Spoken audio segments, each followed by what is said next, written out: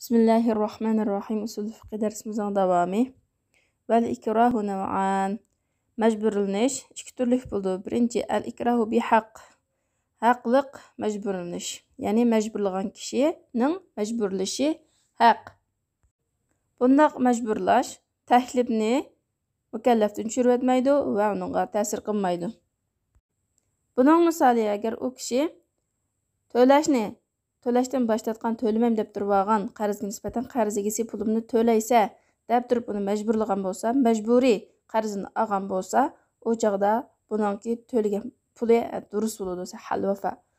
Қарызы ада болған болады. Bununğa әргіз біз bu мәжбүри төләпсә қарызыңны bu hesap emas demeymiz, hesap deymiz. Şundaqlı o kişi қарызын төләш üçün qo'ldagi mal dünyasını setishga majburlansa, bu chaqda bu savdo durust bo'ladi va u vapa, ya'ni qarzini to'lashmi inovatga hisob bo'ladi. Shundaqla murtad, dindan yenib murtad bo'lib ketgan kishi islom diniga qaytishga majburlangan bo'lsa, masalan, iymon etmasang, sen yanmasang o'ldirilsa, shariat hukmi shu. Shunda deyilgandan keyin bu qo'rqab qaytalardan iymon etgan bo'lsa, uningki islom qoidasi zohiran to'g'ri bo'ladi. Yani şundaqla ayoliga yaqin kelmayman deb qasam qilayotgan kishi ila deymiz.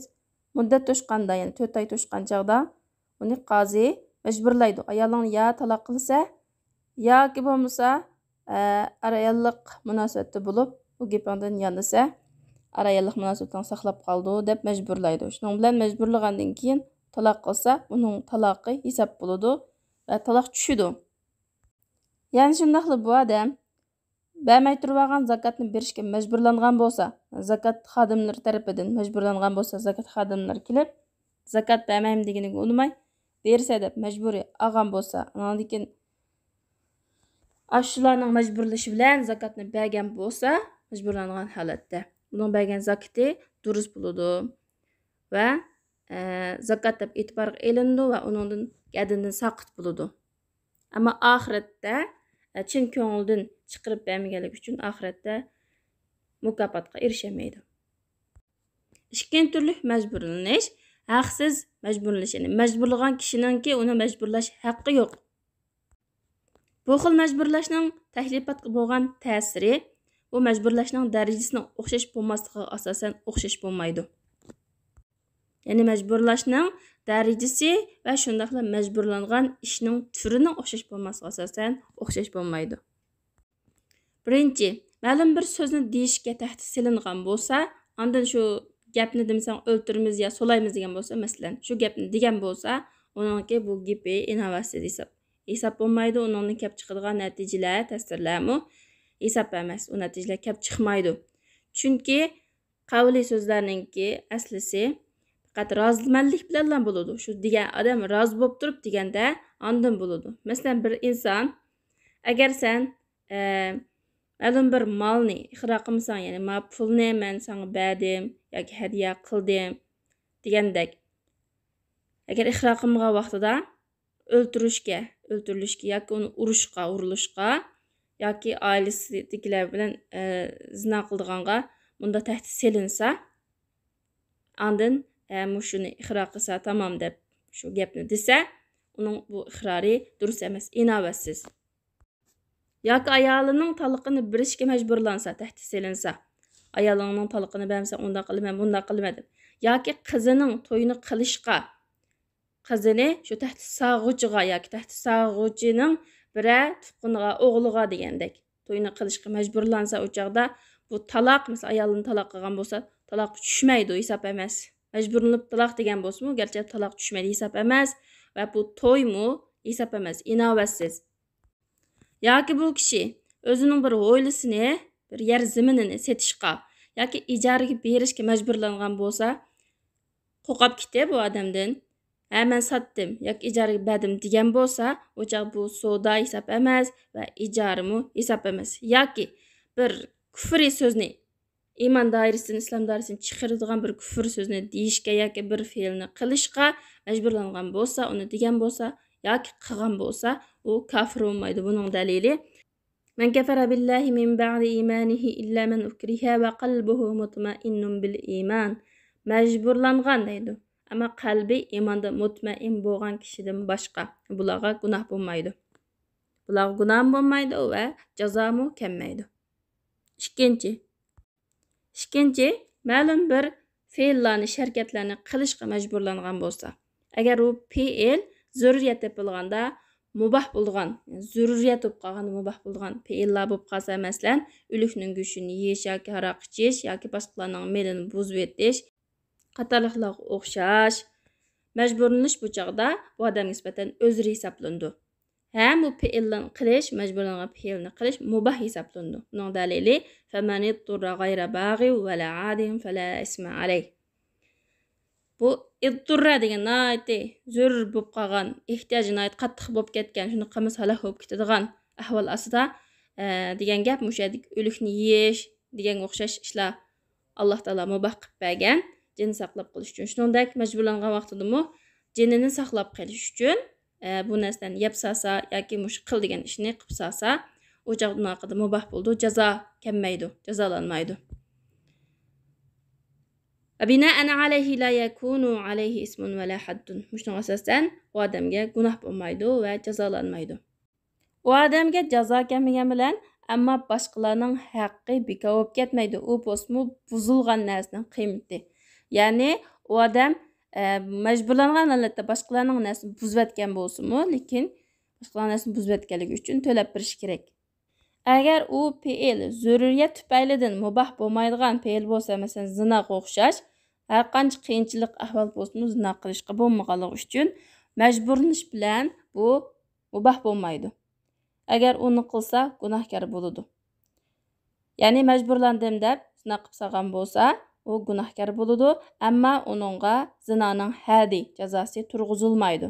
Nimishqa deganda shubhi bo'lganligi uchun. Ya'ni men majburlandim degan shubhi bo'lganligi uchun, adlar degan shubhi bilan tushib ketadiganligi uchun. Agar bir kishi ma'lum bir jonni o'ldirish yoki u odamning ma'lum bir a'zosini o'zib o'tishga majburlangan bo'lsa, bu durust bo'lmaydi. Chunki uning jini va boshqalarning jini haromlikda, hurmatda o'xshash.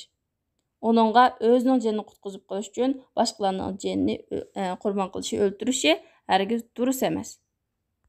Agar majburlandim deb bir musulmon jonni begunoh o'ldirib salsa, u chaqda qisos o'sha o'ltirgan odamning ustiga kelamdi yoki o'ltirishga majburlagan odamning ustiga kelamdi yoki har ikkilisi kelamdi degan masala qarta faqihshunos olimlarning o'rtasida ixtilof bor masala bo'lib, ammo kuchli ko'z qarash har ikkilisining ustiga keladi. Chunki birisi kayni turib, uni boshqarib majburladi, yana birisi uni bevosita qilganlik uchun, o'zining jinini qutqizib qolish uchun, boshqalarni o'ldirganlik uchun har ikkilisiga qisos keladi. Mushlarning hammasida nati ehtiyojning qattiq bo'lib ketishi, mushlarni qilishga majbur bo'lib ketishi majburlanishga o'xshash. 8.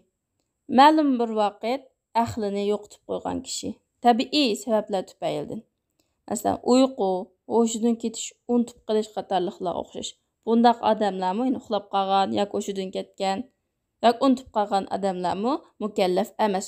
Chunki ular bu xil o'zir bor vaqtida xitobni tushunmaydi.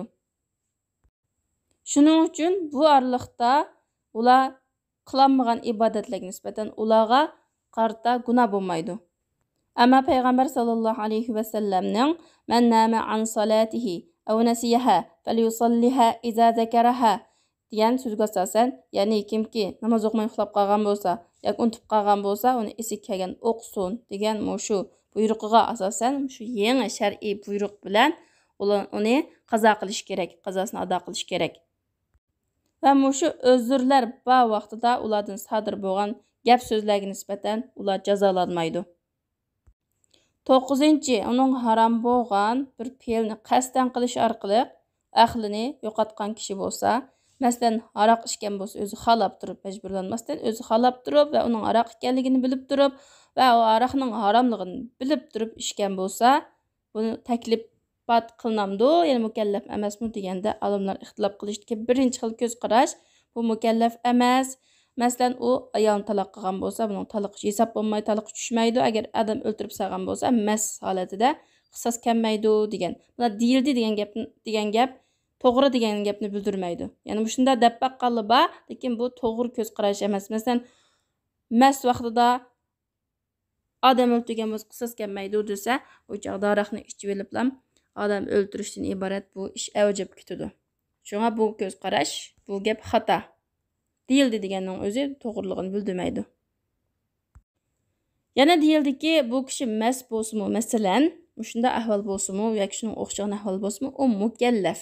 Shariat hukmlari taklif qilinuvchi. U saq xuddi ahloshi joyida odamga o'xshash surishtir qilindi, hisob kitob qilinadi va shu mas orliqda qilmagan ibodatlarning jazosi unga keladi va uning qazosini qilish kerak. Vaqila yu'axazu bima alayhi duna ma huwa lahu. Yana deyildiki, u uning ustiga yuklangan majburiyatlar haqida surishtir qilinadi, ammo uning foyda manfaat uchun bo'lgan haq-huquqlari nisbatan buning hech qanday inovatsiz. Ammo uningki mas'ul qilishi harom bo'lgan jinoyat bo'lmasa, uning mukallaf emasligida ixtilof yo'q. Masalan, u kishi u ishgan narsaning mas qilguvchi ichimlik ekanligini bilmay turib ichib salgan bo'lsa, yoki majburlanib ichgan bo'lsa, yoki ichishga majbur qilib ichgan bo'lsa, masalan, gilida bir narsa turib qilib, boshqa ichadigan narsa topolmay, oldida faqat aroq bo'lgan bo'lsa, aroq topa olgan bo'lsa, shu aroqni ichish orqali kelib turib qolgan narsani chiqarib etib yoki o'tkazib etib o'zining hayotini saqlab qilishga majbur bo'lib qolgan bo'lsa, bunday ahvol ostida u mukallaf hisoblanmaydi.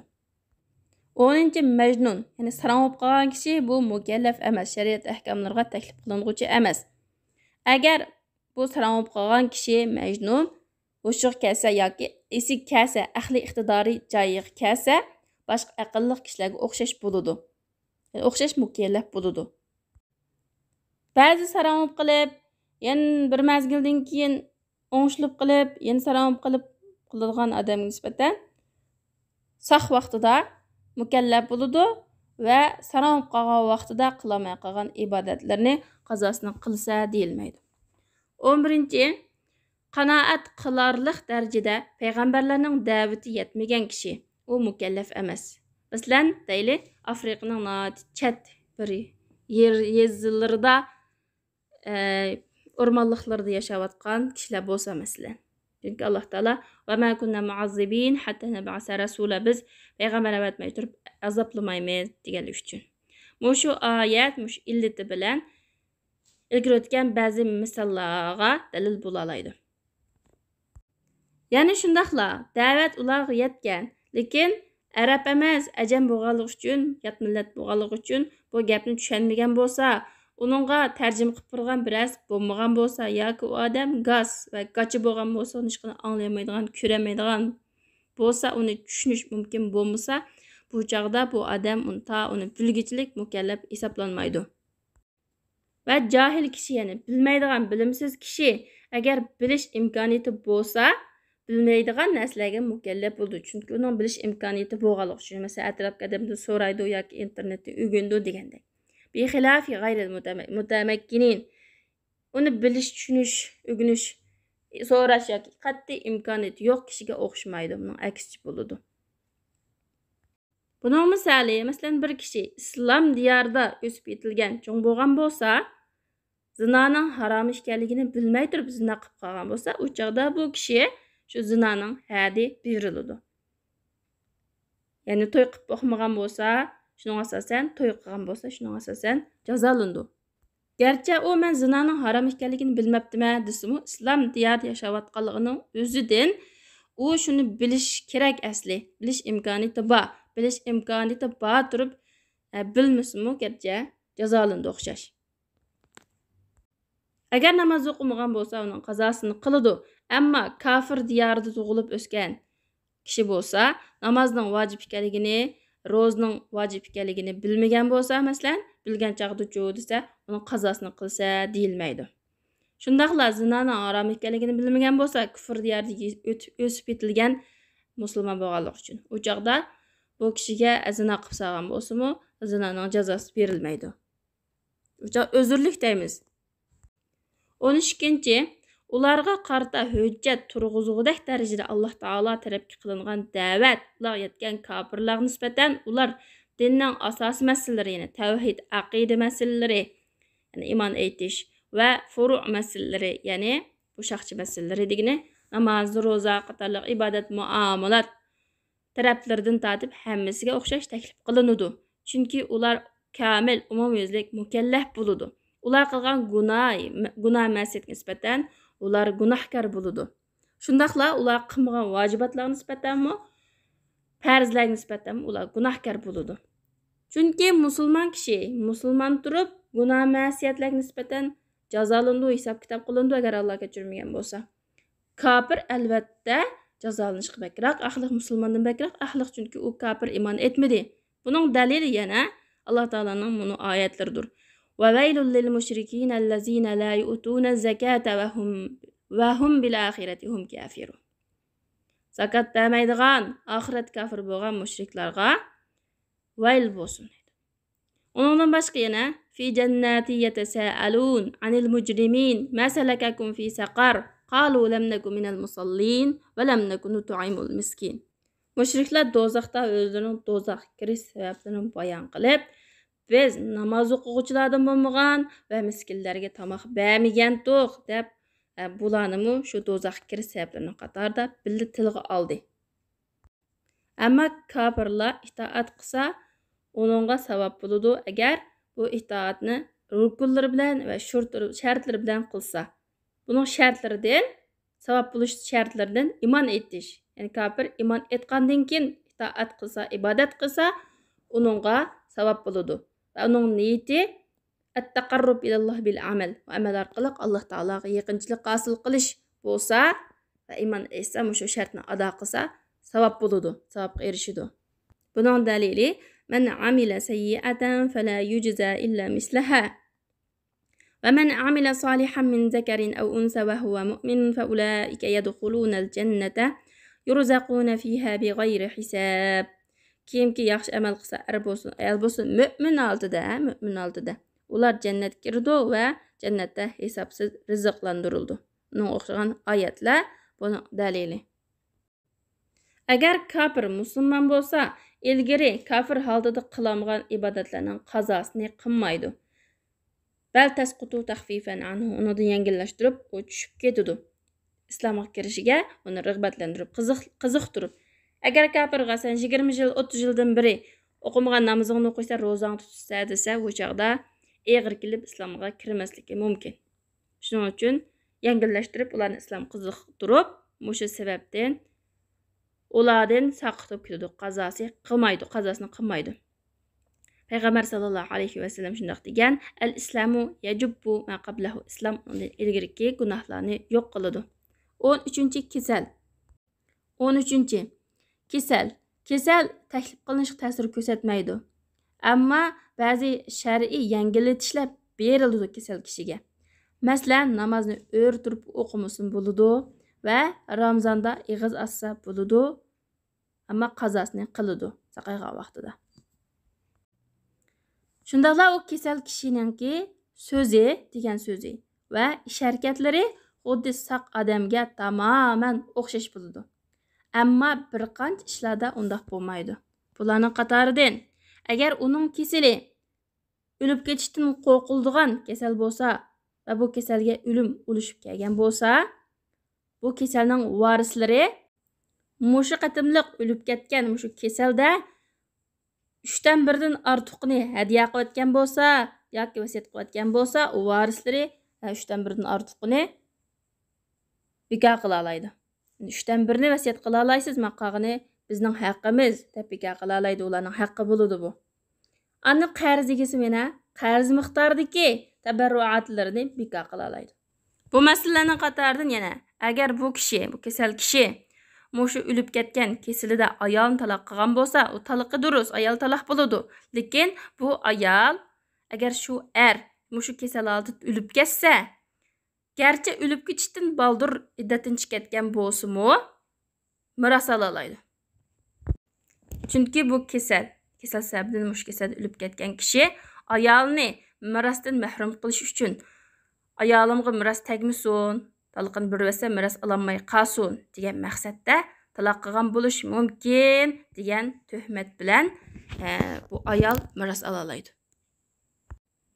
Subhanakallahumma bihamdik ashhadu an la ilaha illa anta astaghfiruka va atubu ilayk.